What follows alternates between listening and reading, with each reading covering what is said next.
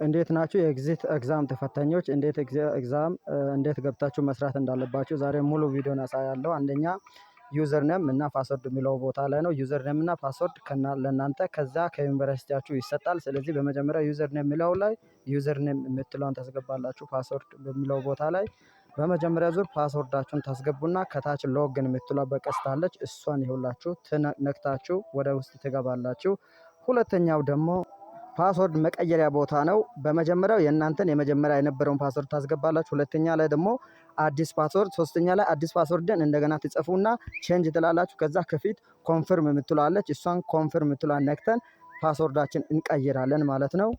ኮንቲኒው ብለን ወደ ሶስተኛ ገጽ ስናልፍ ዩዘር ኔም እና ፓስወርድ አስገቡ ይላል። ስለዚህ ቀጣይ ፓስወርዳችን ስለቀየርን ዩዘር ኔማችን እንጽፋለን። ፓስወርድ የምትለዋ ላይ አዲስ የቀየርነው ፓስወርድ እናስገባለን። ሎግን እንላለን። ከዛ በኋላ በቀጥታ ወደ ከሶስተኛው ገጽ ወደ አራተኛው ይወስደናል። ወደ አራተኛው ስንመጣ የተለያዩ ትዕዛዞችን ያስቀምጥልናል። ስለዚህ እነዚህን ትዕዛዞች ወደ ታች ስክሮል አድርገን እንመለከታለን በአራተኛው ማለት ነው። ከላይ ጀነራል ዳይሬክሽን የምትለው ቦታ ጋር እንገባለን። ከዛ የትምህርት አይነታችን ሰርች እናደርጋለን። አሊያ ሰርች አድርገን ወይም ከምርጫዎቹ መካከል የምንፈተንበትን የትምህርት ዘርፍ እንመርጣለን። ለምሳሌ ቢዝነስ ማናጅመንት ከሆነ ከታች ቀስቷ እንደምታሳየው እሷን ቢዝነስ ማናጅመንት የምትሏን ነክተን እንመርጣለን ማለት ነው።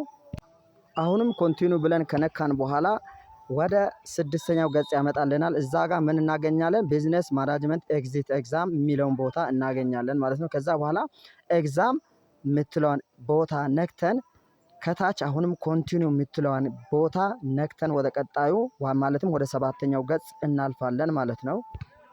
ከዛ ስታርት ኤግዛም የምትለው በሰባተኛው ገጽ ትመታለች። እሷን ስነካ በቀጥታ ወደ ኤግዛሙ ይወስደናል ማለት ነው። እዚህ ጋር አንድ የሚቀረን ነገር አለ። ምንድነው? ፈተናውን ስታርት ብለን ከመጀመራችን በፊት ፓስወርዳችንን በድጋሜ እናስገባለን፣ የኤግዛም ፓስወርዳችን። ከዛ በኋላ ስታርት ኤግዛም የምትለዋን በስምንተኛ ደረጃ እነካታለን ማለት ነው።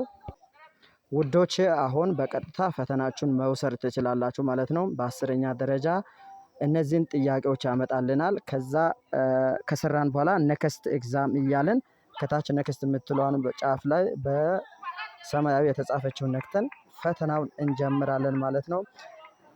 ስለዚህ ተረጋግታችሁ መስራት አለባችሁ። በቀጣይም እንደዚሁ ጥያቄዎችን ያመጣል። እነዚያን ከሰራችሁ በኋላ በ13ኛ ደረጃ ላይ ኮንፊርም ታደርጋላችሁ።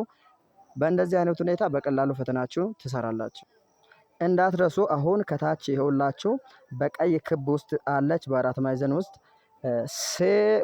ኮንፊርም ሴቭ ኦር ኮንፊርም የምትል ቦታ አለች። ሳብሚት የምትሏን እሷን ሳትነኩ እንዳትቀርቡ። እሷን ሳብሚት የምትሏን ካልነካችሁ ጥያቄያችሁ ሙሉ በሙሉ የሰራችሁ አይሰራም ማለት ነው። መልካም ፈተና፣ ይመቻችሁ።